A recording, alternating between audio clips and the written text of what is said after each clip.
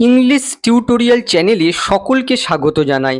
আজকের ক্লাসে figure of স্পিচের ওপর যে প্রিভিয়াস ভিডিওটা দিয়েছিলাম তারই বাকি অংশটা তোমাদের সাথে শেয়ার করব। ভিডিওটা ভালো লাগলে অবশ্যই তোমাদের বন্ধুদের সাথে শেয়ার করবে আর লাইক বাটনটা প্রেস করে আমায় কোঅপারেট করবে। আজকে আমরা এই 5টা ফিগার অফ স্পিচ শিখব। 6 নম্বর ফিগার অফ স্পিচটা হচ্ছে অক্সিমোরন, যার বাংলা অর্থ হচ্ছে বিরোধাভাস। এই অক্সিমোরন শব্দটা আসলে গ্রিক শব্দ। অক্সি কথার অর্থ হচ্ছে সার্প আর মোরন কথার অর্থ হচ্ছে ডাল। দেখো, দুটো প্রায় বিপরীত অর্থ প্রকাশকারী শব্দকে পাশাপাশি রাখা হয়েছে। তাহলে অক্সিমোরনটা কি? দুটি পরস্পর বিপরীত অর্থ প্রকাশকারী শব্দকে যখন পাশাপাশি রাখা হয়, এই পাশাপাশি রাখা হয়, দেখো তলায় আন্ডারলাইন করে দিয়েছি, পাশাপাশি থাকতে হবে। দুটো পরস্পর বিপরীত অর্থ প্রকাশকারী শব্দকে পাশাপাশি থাকতে হবে, আর সেটাই হচ্ছে অক্সিমোরন। যেমন দেখো, আমার আসল কপিটা নিন, টেক মাই অরিজিনাল কপি। এখানে লক্ষ্য করো, অরিজিনাল কপি। দেখো, দুটো বিপরীত অর্থ প্রকাশকারী শব্দকে পাশাপাশি রাখা হয়েছে, এটাই হচ্ছে অক্সিমোরন। এভাবে আমরা রিয়েল লাইফে প্রচুর অক্সিমোরন ব্যবহার করে থাকি। আবার দেখো, মহিমা একটি সুন্দর কুৎসিত মেয়ে। দেখো, বাক্যটা শুনে কিন্তু অড লাগছে। কি হবে? Mahima is a pretty ugly girl. দেখো, দুটো বিপরীত অর্থ প্রকাশকারী শব্দকে পাশাপাশি রাখা হয়েছে। এখানে এই সুন্দরের অর্থ হচ্ছে অতি, অতি কুৎসিত মেয়ে, সেটাকে এখানে প্রিটি অর্থে ইউজ হয়েছে। এই প্রিটি আগলি, দেখো এটা হচ্ছে অক্সিমোরনের এক্সাম্পল। পরেরটা দেখো, এটা আমার তিক্ত মিষ্টি অভিজ্ঞতা। This is a bitter sweet experience. এখানে দেখো, বিটার সুইট দুটো কন্ট্রাডিক্টরি ওয়ার্ডকে পাশাপাশি রেখে অক্সিমোরন তৈরি করেছে। তিক্ত মিষ্টি অভিজ্ঞতা বলতে কি বোঝায়? যে অভিজ্ঞতাটা তিক্ততা ও মিষ্টির সংমিশ্রণ, সেটাই হচ্ছে তিক্ত মিষ্টি অভিজ্ঞতা। পরেরটা দেখো, সিনেমাটি সত্যি মজার। The movie is seriously funny. এখানে লক্ষ্য করো, সিরিয়াসলি হচ্ছে অ্যাডভার্ব আর ফানি হচ্ছে অ্যাডজেক্টিভ। এই দুটো শব্দের মধ্যে দুটো অপোজিট আইডিয়া রয়েছে, এটাও হচ্ছে অক্সিমোরনের এক্সাম্পল। আবার দেখো, তাদের বিয়েটা ছিল একটা open secret. Their marriage was an open secret. দেখো, ওপেন সিক্রেট দুটো বিপরীত অর্থ প্রকাশকারী শব্দকে পাশাপাশি রেখে দেখো অক্সিমোরন তৈরি করা হয়েছে। এই ওপেন সিক্রেট কথার অর্থটা কি? যে বিষয়টা সিক্রেট রাখার কথা কিন্তু বেশিরভাগ লোকেই সেই বিষয়টা জানে, সেটাই হচ্ছে ওপেন সিক্রেট। এবার পরেরটা দেখো, তিনি একজন জ্ঞানী বোকা মানুষ। He is a wise full person. দেখো, ওয়াইজ আর ফুল দুটো বিপরীত অর্থ প্রকাশকারী শব্দকে পাশাপাশি রেখে অক্সিমোরন তৈরি করা হয়েছে। ওয়াইজ ফুল পার্সন বলতে কি বোঝাচ্ছে? যে ব্যক্তিকে উপর থেকে দেখে বোকা মনে হলেও আসলে সে জ্ঞানী, সেটাই হচ্ছে ওয়াইজ ফুল পার্সন। তারপর দেখো, তাদের বক্তব্য তাদের পরিকল্পনা সম্পর্কে স্পষ্টতই বিভ্রান্তিকর ছিল। Their statement was clearly confused about their plan. এখানে দেখো, ক্লিয়ারলি আবার কনফিউজড। দেখো, ক্লিয়ারলি হচ্ছে অ্যাডভার্ব আর কনফিউজড হচ্ছে অ্যাডজেক্টিভ। দুটো কন্ট্রাস্টিং ওয়ার্ডকে পাশাপাশি রেখে অক্সিমোরন তৈরি করা হয়েছে।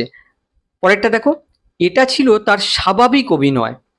ইট ওয়াজ হিজ ন্যাচারাল অ্যাক্টিং। দেখো, ন্যাচারাল মানে হচ্ছে স্বাভাবিক আর অ্যাক্টিং মানে হচ্ছে অভিনয়। দুটো বিপরীত অর্থ প্রকাশকারী শব্দকে পাশাপাশি রেখে অক্সিমোরন তৈরি করা হয়েছে।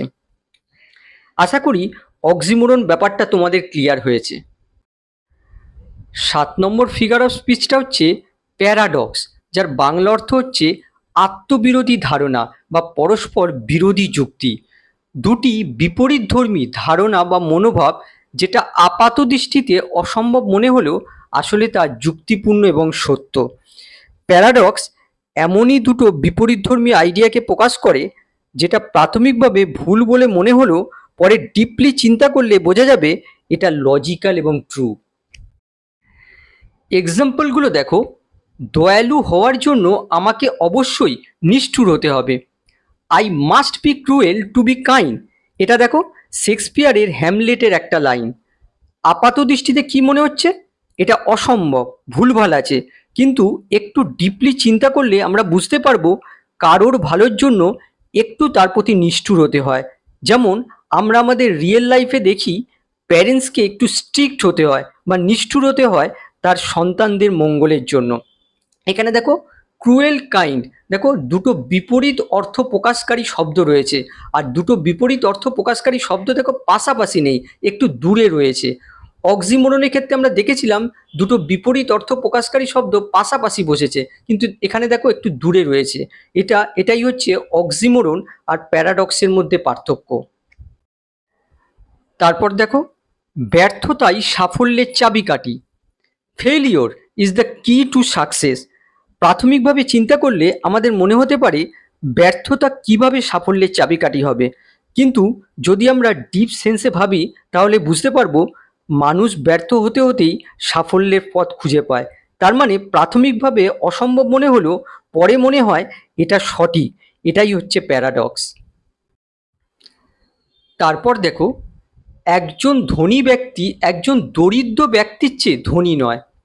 আর rich man is no richer than a poor man. বাক্যটা পড়লে দেখো এক নিমেষে আমরা বলে দিতে পারি ভুল, কিন্তু একটু ডিপলি ভাবলে বুঝতে পারবে দরিদ্র মানুষদের অর্থ কম থাকলেও তারা যতটা মেন্টাল পিস বা হ্যাপি ফিল করে ধনীরা তা পারে না। অর্থ সম্পদ কখনোই কাউকে শান্তি দিতে পারে না। সেই সেন্সে এটা ভাবলে কথাটা একদম সঠিক। এটা হচ্ছে প্যারাডক্সের এক্সাম্পল। এখানে দেখো রিচ আর পুয়ার, দেখো দুটো কন্ট্রাস্টিং ওয়ার্ডকে রাখা হয়েছে, কিন্তু পাশাপাশি রাখা হয়নি। আমরা দেখেছি অক্সিমোরনের ক্ষেত্রে পাশাপাশি রাখা হয়, কিন্তু প্যারাডক্সের ক্ষেত্রে কিন্তু পাশাপাশি রাখা হয় না। আর একটা এক্সাম্পল দেখো, টাকা খরচ করে তুমি টাকা বাঁচাতে পারো। You can save money by spending it. এখানে দেখো সেভ মানি আর স্পেন্ডিং ইট দুটো অপোজিট কনসেপ্ট বোঝাচ্ছে। এখন প্রশ্ন হচ্ছে টাকা খরচ করে কিভাবে টাকা বাঁচানো সম্ভব। এখানে আসলে বলতে চেয়েছে আমরা যদি একটু বুদ্ধির সাথে টাকা খরচ করি তাহলে আলটিমেটলি আমরা টাকাটা সেভ করতে পারি। দেখো দুটো অপোজিট আইডিয়া প্রাথমিকভাবে অসম্ভব মনে হলেও সবশেষে দেখতে পাচ্ছি একদম সঠিক এবং যুক্তিযুক্ত। এটাই হচ্ছে paradox. Next figure of speech হচ্ছে ইউফেমিজম, যার বাংলা অর্থ হচ্ছে সুভাষণ। কর্কশ বা শ্রুতিকটু শব্দের পরিবর্তে শ্রুতিমধুর বা কোমলতর শব্দের প্রয়োগ। কোনো কর্কশ বা শ্রুতিকটু কথার মধ্যে আরও পোলাইটনেস আনার জন্য কোনো শ্রুতিমধুর কথাকে যোগ করাই হলো ইউফেমিজম। যেমন দেখো তার বাবা গত রাতে মারা গিয়েছে। His father died last night. এখানে দেখো এই ডায়েট কথাটা একটু শ্রুতিকটু লাগছে। এই শব্দটাকে শ্রুতিমধুর করার জন্য এর জায়গায় আমরা ব্যবহার করতে পারি পাস্ট অ্যাওয়ে। আমরা এভাবে বলতে পারি his father passed away last night. এটা দেখো শ্রুতিমধুর লাগছে। আবার আমরা এভাবেও বলতে পারি he lost his father last night. যেমন ধরো আমরা যদি বলি সে অসুস্থ, হি ইজ সিক। দেখো এটা একটু আনপ্লিজেন্ট লাগছে। এর জায়গায় আমরা ব্যবহার করতে পারি he is under the water. এখানে দেখো সিকের পরিবর্তে আন্ডার দ্য ওয়াটার ব্যবহার করা হয়েছে। এই আন্ডার দ্য ওয়াটার কথা অর্থ হচ্ছে নট ভেরি ওয়েল। এটা দেখো আরেকটু শ্রুতিমধুর লাগছে। আবার দেখো মনীষকে বেকার বলে মনে হচ্ছে। এখানে দেখো মনীষকে হবে, মনীষকে বেকার বলে মনে হচ্ছে। মনীষ সিমস টু বি আনএমপ্লয়েড। এখানে দেখো এই বেকার বা আনএমপ্লয়েড এটা দেখো কেমন যেন আনপ্লিজেন্ট শোনাচ্ছে। এই জায়গায় আমরা একটা বেটার এক্সপ্রেশন ব্যবহার করতে পারি। আমরা এভাবে বলতে পারি Manish seems to be between jobs. দেখো এখানে আনএমপ্লয়েডের জায়গায় ইউজ করা হয়েছে বিটুইন জবস। বিটুইন জবস কথার অর্থ হচ্ছে লুকিং ফর আ জব। নাহলে দেখতে পাচ্ছ এটাই হচ্ছে ইউফেমিজের এক্সাম্পল। এই কথাটাকে আরো পোলাইটনেস আনার জন্য আমরা ব্যবহার করলাম বিটুইন জবস। যেমন দেখো আমরা যদি বলি আমি কি টয়লেটে যেতে পারি, may I go to the toilet. দেখো এই টয়লেট কথাটা একটু শ্রুতিকটু শোনাচ্ছে। এই জায়গায় আমরা ব্যবহার করতে পারি ওয়াশরুম।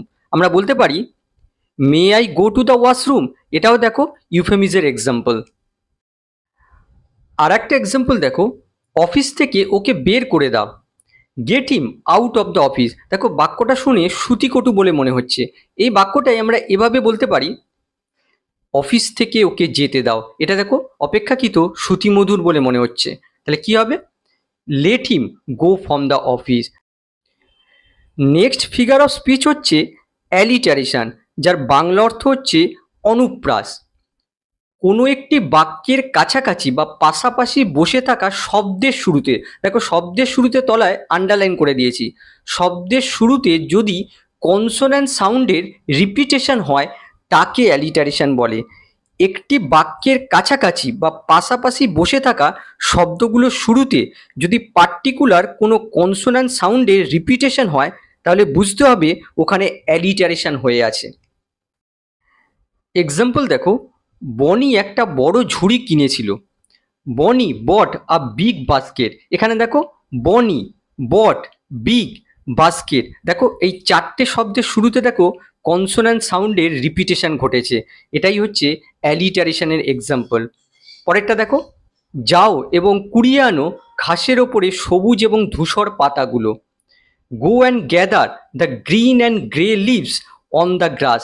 এখানে দেখো গো, গ্যাদার, গ্রিন, গ্রে, গ্রাস, এই পাঁচটা শব্দের শুরুতে দেখো কনসোন্যান্ট সাউন্ডের রিপিটেশন ঘটেছে, এটাও অ্যালিটারেশনের এক্সাম্পল।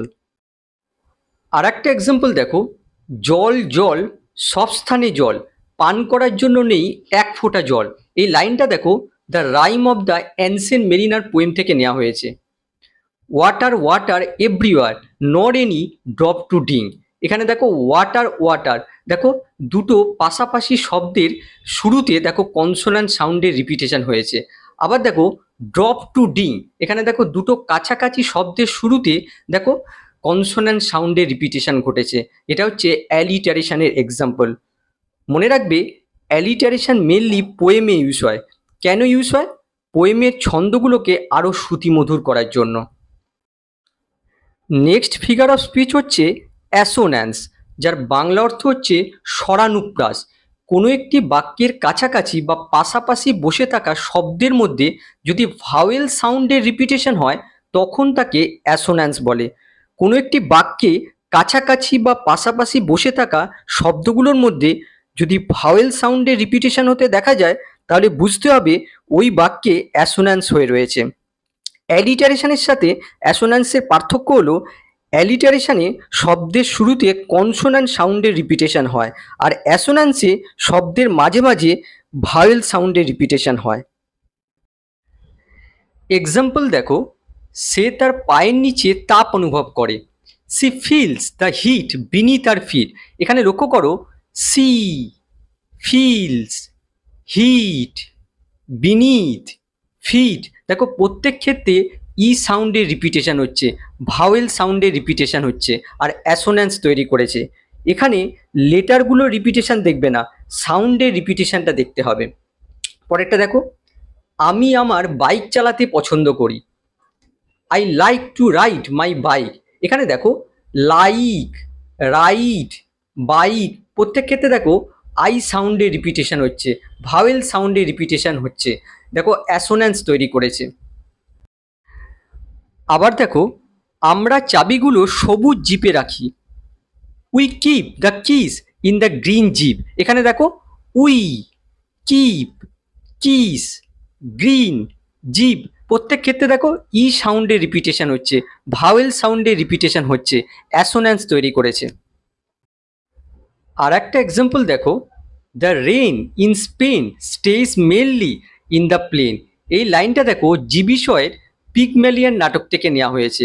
এখানে লক্ষ্য করো, রেইন, স্পেন, মেনলি, প্লেন, প্রত্যেক ক্ষেত্রেই দেখো ভাওয়েল সাউন্ডের রিপিটেশন ঘটেছে, অ্যাসোন্যান্স তৈরি হয়েছে। ফিগার অফ স্পিচ নিয়ে পরে পরে আরও ভিডিও দেব। আবার নেক্সট ক্লাসে দেখা হবে। বাই।